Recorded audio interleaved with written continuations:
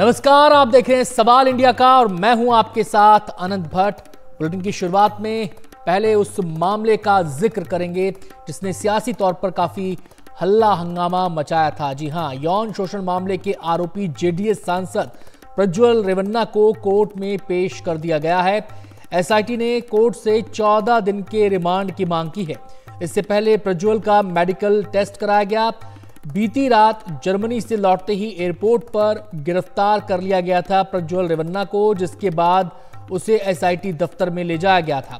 प्रज्वल रेवन्ना हासन में मतदान पूरा होते ही 27 अप्रैल को जर्मनी चला गया था और तब से लगातार प्रज्वल रेवन्ना को लेकर तमाम तरह के कयास लग रहे थे। लेकिन इस मामले में नया मोड़ तब आया जब पूर्व प्रधानमंत्री और प्रज्वल रेवन्ना के दादा एचडी देवगौड़ा ने उनके नाम एक चेतावनी जारी की और ये कहा कि वो भारत लौटें और कानून का सामना करें, समर्पण करें। उसके बाद प्रज्वल रेवन्ना का एक वीडियो सामने आया जिसमें प्रज्वल रेवन्ना ने ऐलान किया था कि वो 31 मई को भारत लौटेगा और कानूनी प्रक्रियाओं का सामना करेगा। साथ ही साथ उसकी तरफ से ये भी कहा गया कि उसके खिलाफ जो आरोप लगाए गए हैं उनमें दम नहीं है। तो तमाम इन आरोपों के बीच प्रज्वल रेवन्ना को गिरफ्तार किया गया, एसआईटी ने कोर्ट में पेश कर दिया है।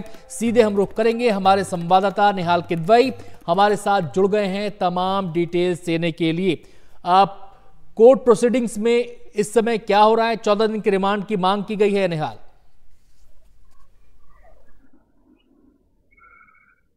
जी, एसआईटी की तरफ से 14 दिनों के रिमांड की मांग की गई है, क्योंकि एसआईटी का कहना है कि पहले प्रज्वल रेवन्ना का पोटेंसी टेस्ट करवाना है।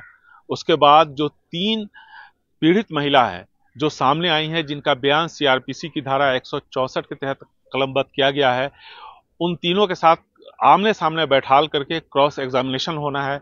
साथ ही साथ महाजर करने के लिए हासन लेकर के जाना है और उन सभी दूसरी जगहों पर लेकर के जाना है जहां पर इस प्रज्वल रेवन्ना पर जो आरोप है उन आरोपों के तहत उसने जहां पर भी किसी अपराध को अंजाम दिया है उन सभी जगहों पे ले जाना है। और साथ ही साथ एसआईटी की तरफ से एक दलील और दी गई है कि उस 14 दिनों का एसआईटी को पुलिस रिमांड चाहिए कि प्रज्वल रेवन्ना के जो फोन्स हैं वो फेस लॉकिंग सिस्टम पर हैं और ऐसे में जब कभी भी फोन को खोलना है तो प्रज्वल रेवन्ना का वहां पर होना जरूरी है और इसलिए पुलिस को 14 दिनों का रिमांड चाहिए।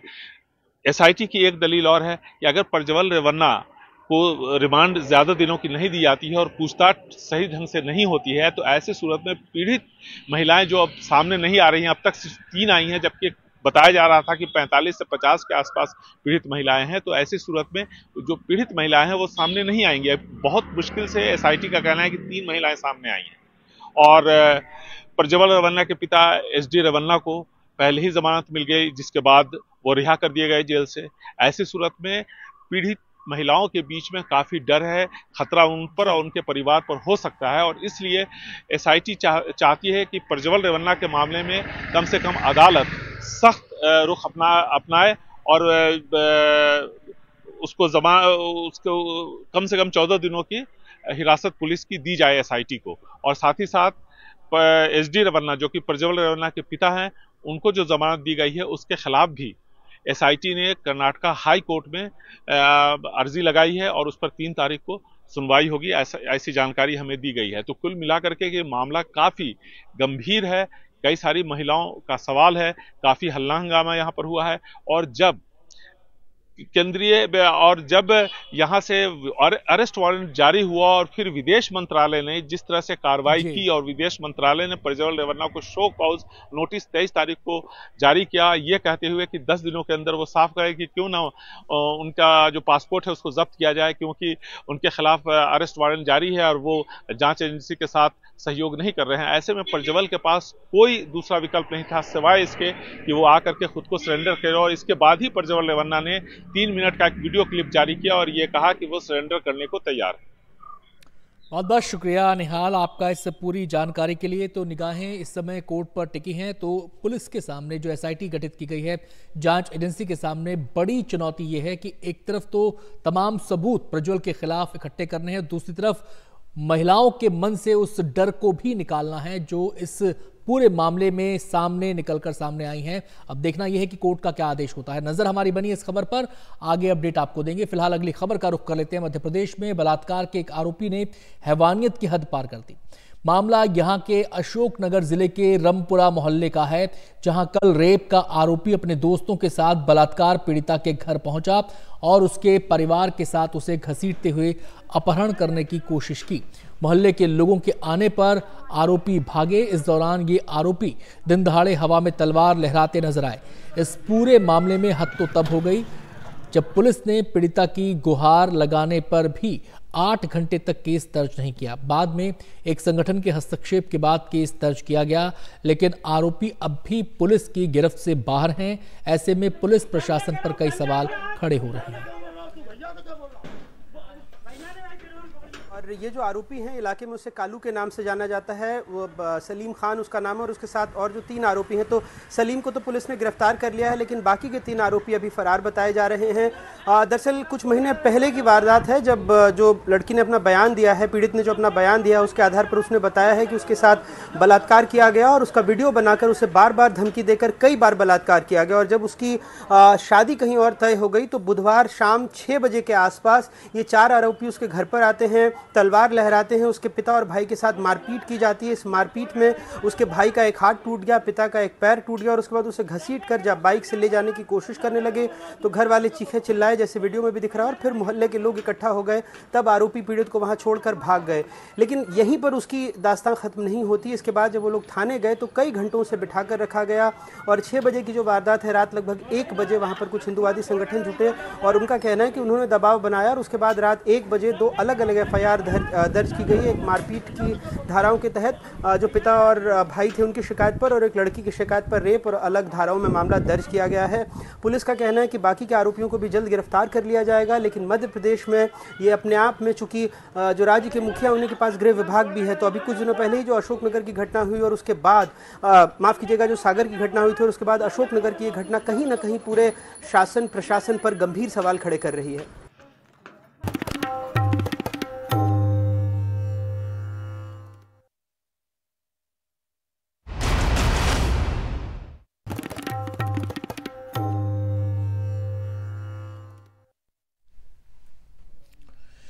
पुणे पोर्शे हादसे के आरोपी के पिता विशाल अग्रवाल और दादा सुरेंद्र अग्रवाल की पुलिस रिमांड खत्म होने के बाद आज उन्हें कोर्ट में पेश किया गया। क्राइम ब्रांच ने 5 दिन की कस्टडी मांगते हुए कोर्ट से कहा कि सबूत मिटाने में आरोपियों की किसने मदद की और वो तीसरा व्यक्ति कौन है, इसकी जांच करनी है। लेकिन कोर्ट ने रिमांड न देते हुए विशाल अग्रवाल और सुरेंद्र अग्रवाल दोनों को 14 दिन की न्यायिक हिरासत में भेज दिया। पुणे पोर्शे हादसे में लगातार नए मोड़ आ रहे हैं।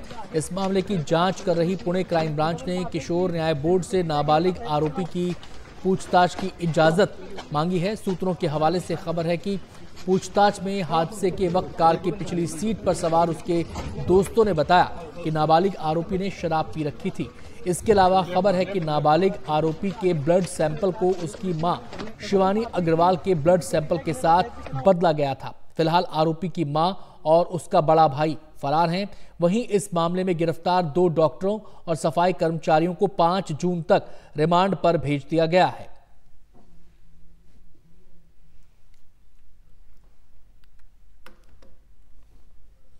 सीधे हम रुख करेंगे, संवाददाता सुजाता द्विवेदी हमारे साथ जुड़ गई हैं और जानकारी देने के लिए।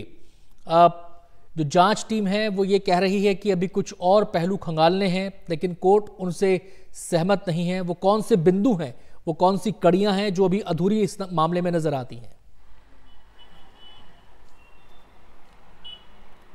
जी देखिए, आपको बता दें कि इस पूरे मामले में अब तक जो है पुणे क्राइम ब्रांच ने कई सारे ऐसे मामलों में खुलासे किए हैं, जिसके एक और जहां पर जो कॉल लॉग्स बरामद किए गए हैं, जहां पर एक और आरोपी के पिता और साथ ही डॉक्टर अजय तवारे के बीच में 20 बार से ज़्यादा फेस टाइम और व्हाट्सएप कॉल के जरिए बात हुई। वही दूसरी ओर अब जो सीसीटीवी कैमरा सामने आया है उसमें वो फुटेज में ऐसा कहना है पुणे क्राइम ब्रांच का कि तमाम जो सीसीटीवी फुटेजेस है उसमें डॉक्टर चलते श्रीहरि हरनौर और साथ ही अतुल घटकामले नजर आ रहे हैं, जिसके चलते जो पैसे के लेन देन हुए हैं उसको लेकर अब जो है जांच शुरू कर दी गई है। आज पुणे के इसी सेशंस कोर्ट में जो है दोनों आरोपियों को पेश किया गया था, नाबालिग आरोपी के पिता और उसके दादा को, जहां उन्हें अब 14 दिन की न्यायिक हिरासत दे दी गई है। और ऐसे में तमाम जो सीसीटीवी फुटेजेस से लेकर कॉल रिकॉर्ड्स और फाइनेंशियल ट्रांजैक्शंस है उन्हें खंगाला जाएगा। और इसी के साथ जो बाकी के तथ्य सामने आ रहे हैं, जहां पर ब्लड सैंपल्स जो है वो नाबालिग आरोपी की मां के साथ बदले गए थे, उसको लेकर भी जो है जांच शुरू कर दी है, समझने के लिए कि उस रात जब नाबालिग आरोपी को अस्पताल ले जाया गया वहां पर आखिर कैसे उसकी मां पहुंची और कैसे वहां पर ब्लड सैंपल्स बदल दिए गए, जिसके चलते जिसमें अल्कोहल का प्रेजेंस जो है वो नहीं बताया गया। और इसी के साथ अब पुणे क्राइम ब्रांच ने जुडिशियल जस्टिस बोर्ड को अब ये पत्र भी लिखा है, ये जो है इजाजत मांगने के लिए कि नाबालिग आरोपी से पूछताछ की जा सके, क्योंकि उसके साथ जो उस रात गाड़ी में मौजूद 2 अन्य दोस्त हैं उन्होंने भी ये बात सामने रखी थी कि क्योंकि वो नशे की हालत में था, जिसके चलते उसने स्पीड 160 किलोमीटर प्रति घंटे पर उसने गाड़ी चलाने लगा, जिसके चलते इतना बड़ा एक्सीडेंट हुआ जिसमें 2 IT प्रोफेशनल्स की जान चली गई। बहुत बहुत शुक्रिया सुजाता आपका इन तमाम डिटेल्स के लिए।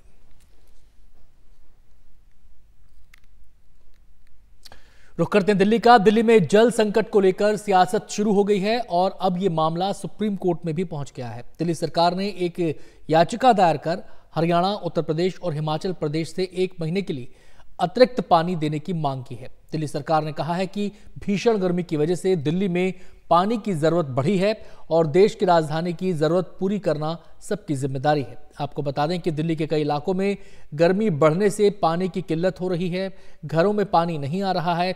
इलाके में पानी का टैंकर आते ही सैकड़ों लोगों को लंबी लाइन लग जा रही है। ऐसे में लोग परेशान हैं। जहां एक और दिल्ली सरकार ने हरियाणा पर पानी की कटौती का आरोप लगाया है, वहीं दिल्ली बीजेपी लगातार पानी के संकट को लेकर प्रदर्शन कर रही है। ये आम आदमी पार्टी की सरकार ने एक बनावटी क्राइसिस क्रिएट करा है। वो जल बोर्ड जो 600 करोड़ के मुनाफे में था 2013 में, आज 73,000 करोड़ के घाटे में है। जवाबदेही बनती है केजरीवाल सरकार। ये वो सरकार है जो हमेशा वचन देती थी मुफ्त पानी के, आज दिल्ली बूंद बूंद के लिए तरस रही है।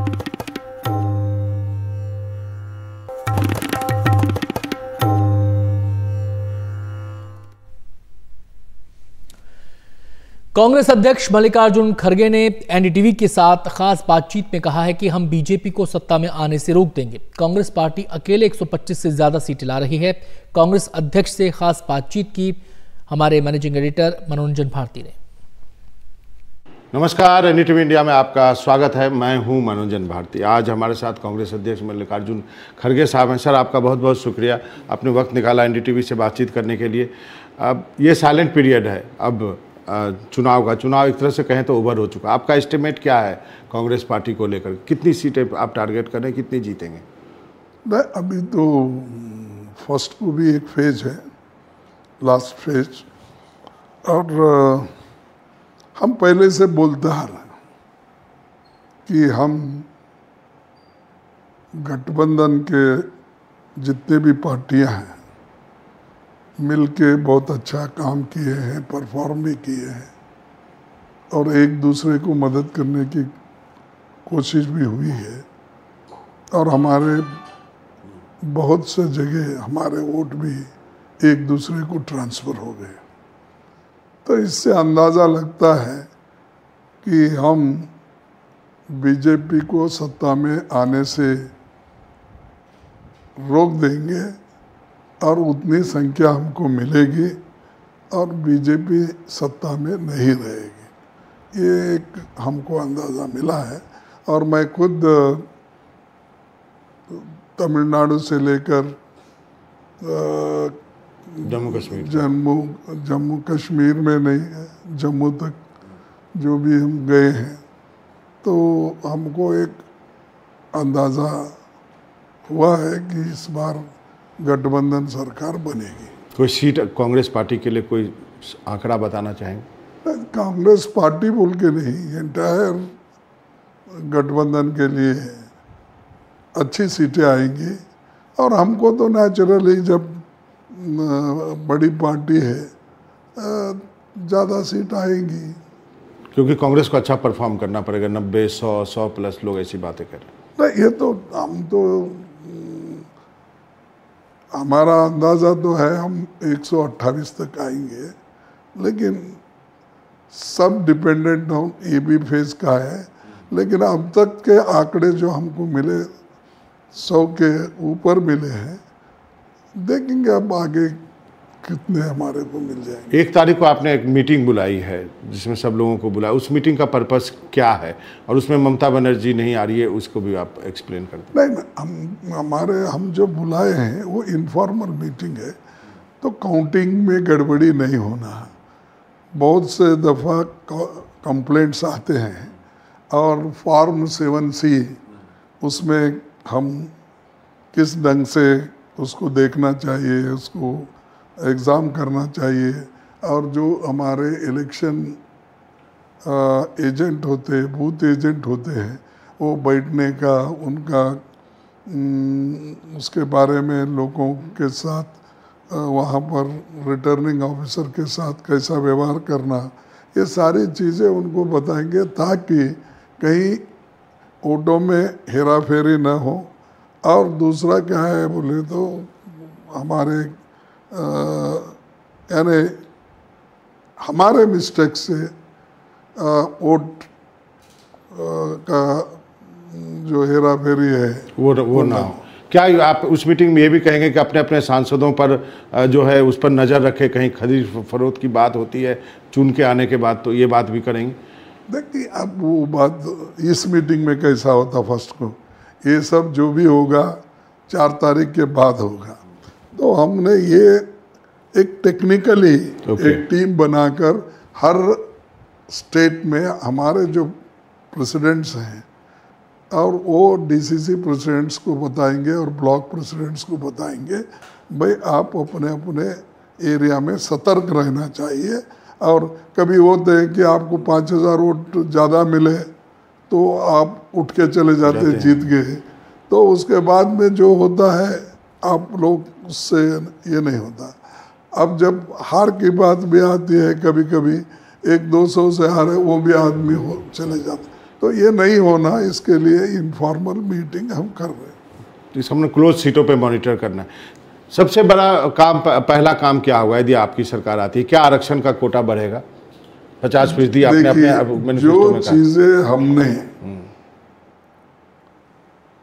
हमारे इलेक्शन मैनिफेस्टो में बोले हैं वो एक एक करके हम उसको निपटाएंगे, एक एक करके उसको अनुष्ठान में लाएंगे।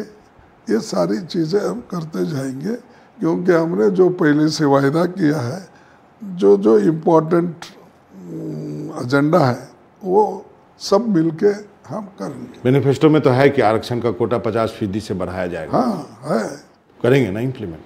नेचुरली, जब जयललिता कर सकती तो हम नहीं कर सकते।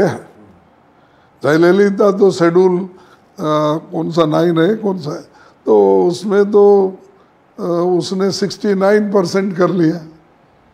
तो कोटा इसमें बढ़ाने के लिए जब संविधान में प्रोविजन है तो वैसा हम भी उसको इम्प्लीमेंट करेंगे।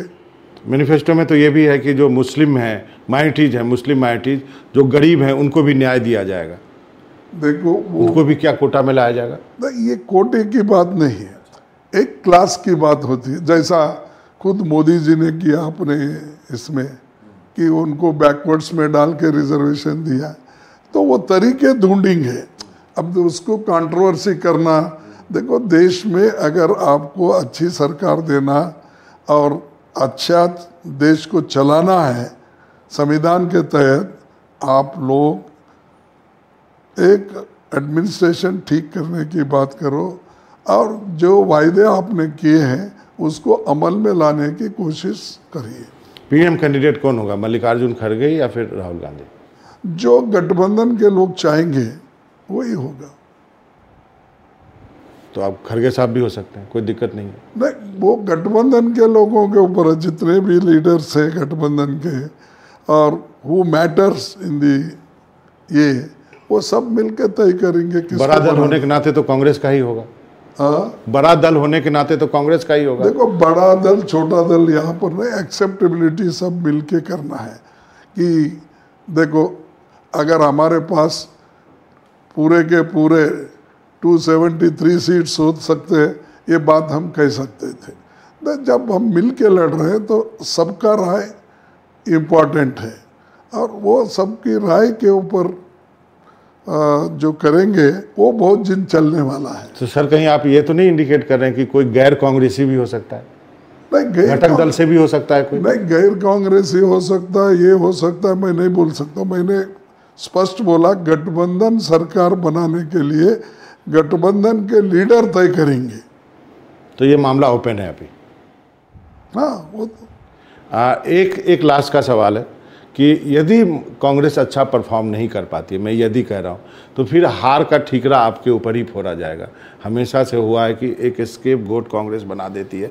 हमने केसरी जी के समय में भी देखा और बाद में भी देखा। देखो, किसके ऊपर ठिकरा पड़ेगा, क्या करेगा, ये मैं उस चीज़ को जानता नहीं। मेरा का हमेशा अब तक मैं पॉलिटिक्स में 58-60 ईयर्स और 53 ईयर्स एक्टिव पॉलिटिक्स, बोले तो mattering in the MLA, MP, Rajya Sabha, Lok Sabha, ये सब देखे हम एक उसूलों की राजनीति करते हैं।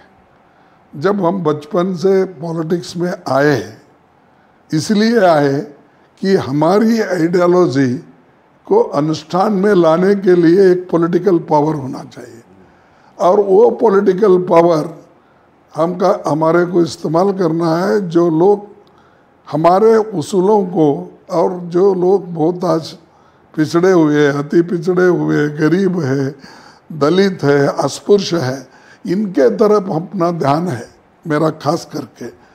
और जब तक मैं कभी पॉलिटिक्स में रिटायर नहीं होने वाला हूँ। पॉलिटिक्स ये मेरे एक कमिटमेंट है, और वो पॉलिटिक्स में जो आया मैं बचपन में ही, तो इसलिए आया कि लोगों की अच्छाई के लिए, और लोगों को जब अन्याय होता है तो उनके तरफ से लड़ने के लिए मैं आया हूँ, हार के घर बैठने के लिए नहीं। एक लास्ट सवाल, खड़गे साहब, आपने पिछले इंटरव्यू में कहा था कि 14 लोकसभा हैं, 14 लोकसभा आपने देखे हैं, लोकसभा के चुनाव। ये एक चुनाव क्या अलग था? देखो, हर चुनाव अलग अलग रहता है। हर चुनाव में कहीं एक हवा रहती है, कहीं एक जगह साइलेंट रहता है, कोई भी कुछ नहीं बोलता, और कहीं ऐसा होता है कि एक टाइप रेवोल्यूशन के जैसा किसी एक विषय पे लोग इमोशनली आ जाते हैं, ऐसा। लेकिन इस वक्त जो माहौल बना, वो महंगाई के खिलाफ, अनएम्प्लॉयमेंट के खिलाफ, और ये जो सहूलतें वीकर सेक्शंस को दिए गए हैं, वो कॉन्स्टिट्यूशन को जो घटाने का, उसको कमज़ोर करने का काम इन्होंने जो किया, वो उसके ऊपर, और डेमोक्रेसी के जितने भी संस्थाएं हैं, ऑटोनोमस बॉडीज़, उनको वीक करने का, और वो पूरा अपने हाथ में लेने का, और लोगों को सताने का, ये चीज़ें पहले कभी नहीं होती थी। खड़गे साहब, आपका बहुत बहुत शुक्रिया, आपने वक्त निकाला। नमस्कार।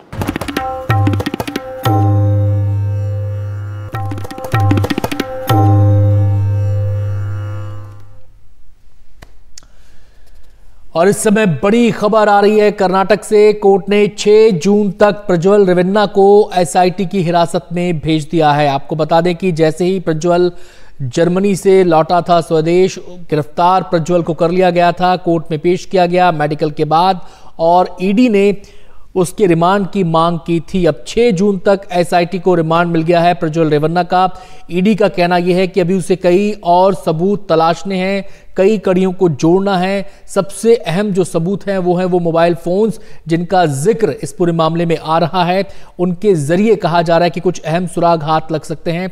आपको बता दें कि ये मामला है जिसमें प्रज्वल पर कई महिलाओं ने संगीन इल्जाम लगाए हैं यौन शोषण के, और ये मामला सुर्खियों में आने के बाद इसको लेकर काफी सियासी खींचतान भी देखने को मिली। निहाल, हम सीधे रुख करते हैं अपने संवाददाता का। निहाल, कोर्ट में क्या क्या हुआ, दोनों पक्षों की तरफ से क्या कहा गया?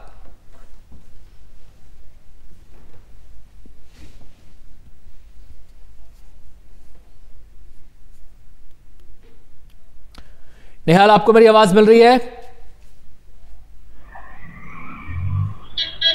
अब आवाज आ रही है जी। जी, कोर्ट में क्या कार्रवाई हुई, ब्यौरा दीजिए, दोनों पक्षों की तरफ से क्या कहा गया?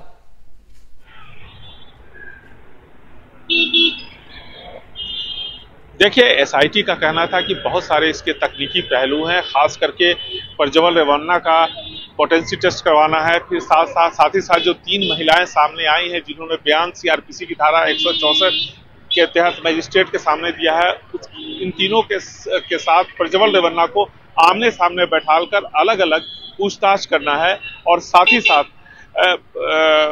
होले नरसिंहपुरा, हासन और जिन जगहों का नाम इस जांच के दौरान आया है जहां पर प्रज्वल रेवन्ना ने कथित तौर पर इन अपराधों को अंजाम दिया है, उन सभी जगहों पे पुलिस के लिए ये जरूरी है कि वो प्रज्वल रेवन्ना को लेकर के जाए। और ऐसे में कम से कम 14 दिनों की पुलिस हिरासत चाहिए थी, लेकिन 6 दिनों की पुलिस हिरासत मिली है एसआईटी को, और इन 6 दिनों में ही एसआईटी को अपनी तफ्तीश पूरी करनी है।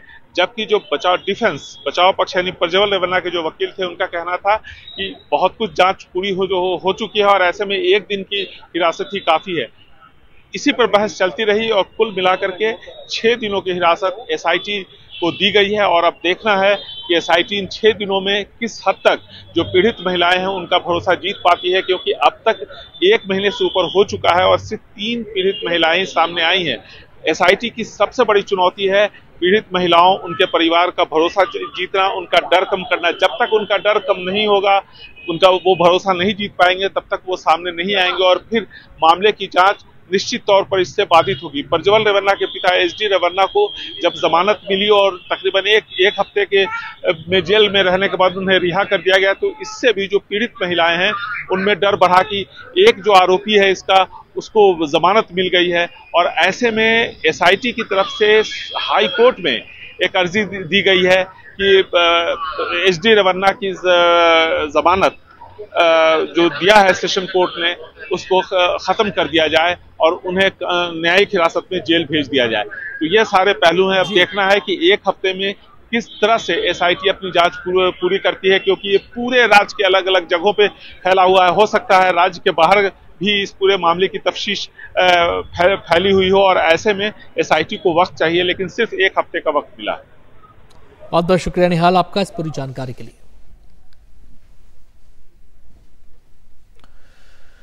रुक करते हैं अगली खबर का। इंदौर में साइलेंट अटैक से मौत का एक मामला सामने आया है। डांस करते करते एक रिटायर्ड फौजी को हार्ट अटैक आया और उनकी मौत हो गई। इंदौर के एक योग कार्यक्रम में वो प्रस्तुति दे रहे थे और प्रस्तुति देते समय अचानक गिर पड़े। रिटायर्ड फौजी के हाथ में तिरंगा था, लोग इसे परफॉर्मेंस समझ रहे थे और उनकी इस परफॉर्मेंस को समझकर वो तालियां लगातार बजाते रहे और उनकी मृत्यु स्टेज पर ही हो गई। इन तस्वीरों में आप देख सकते हैं किस तरीके से वो धीरे धीरे अपना होश खोने लगे और फिर वो लड़खड़ाकर स्टेज पर ही गिर गए। जबकि कुछ लम्हे पहले, चंद सेकंड पहले तक वो झूम रहे थे, गानों पर अपनी परफॉर्मेंस दे रहे थे, हाथ में तिरंगा लेकर लहरा रहे थे और सभी लोग ताली बजाकर उनका हौसला बढ़ा रहे थे। हम सीधे रुख करेंगे, हमारे संवाददाता समीर खान हमारे साथ जुड़ गए हैं और जानकारी इस खबर पर देने के लिए। समीर, जो जांच हुई उसमें क्या निकलकर सामने आया? इनके जो नाते रिश्तेदार हैं उनसे भी बातचीत हुई होगी। क्या पहले कोई बीमारी थी? क्या अचानक ये कैसे सब कुछ हो गया? जी हाँ, बिल्कुल आनंद, जिस तरह से हम ये कहें कि इस पूरे घटनाक्रम में जो ये वीडियो सामने आया है उसने एक बार फिर सवाल खड़ा कर दिया है कि आखिर साइलेंट अटैक के मामले क्यों बढ़ते जा रहे हैं। इस मामले में भी जो है प्रारंभिक तौर पर जो डॉक्टर हैं उनसे हमारी बात हुई है और जो योग के शिविर जो लगा हुआ था, जो प्रोग्राम चला रहे थे, उनके संचालक से बात हुई है, तो उनका कहना ये पहले से ही जो है इनके साथ जो है हार्ट की डिसीज थी और ये हृदय रोगी थे। लेकिन जो है ये कहें कि वो प्रिकॉशन तो बरत रहे थे, लेकिन ये साइलेंट अटैक का मामला जब सामने आया तो एक बार फिर जो हम ये कहें कि इंदौर का जो चिकित्सा शिक्षा विभाग है, एमजीएम मेडिकल कॉलेज और तमाम जो है कॉलेजेस हैं जो मेडिकल के, और मेडिकल के जितने भी जो अधिकारी एक बार पे मजबूर कर दिया, क्योंकि लगातार ये मामले जो है मध्य प्रदेश के इंदौर शहर में भी आ रहे हैं और रिकॉर्ड भी हो रहे हैं। इत्तेफाक ये है कि कोई जो है वीडियो में रिकॉर्ड हो जाता है, कोई सीसीटीवी में रिकॉर्ड हो जाता है, कोई जिम करते करते किसी की डेथ हो जाती है। तो इस तरह से जो है ये जो ताजा मामला सामने आया है, रिटायर्ड जो आर्मी के ऑफिसर है वो अपनी प्रस्तुति दे रहे थे और वो योग की जो है क्लास है, उस क्लास में जो है हम ये कहें कि योग के जितने भी जो है क्लास के जो मेंबर्स थे उनको जो है वो देशभक्ति से होते एक सॉन्ग की प्रस्तुति दे रहे थे, तिरंगा लहरा रहे थे और अचानक उन्हें साइलेंट अटैक आ गया। तो वो पहले से ही जो है हृदय की बीमारी से जो है पीड़ित थे। इस मामले में जो है डॉक्टर्स की टीम जो है अध्ययन की बात कह रही है।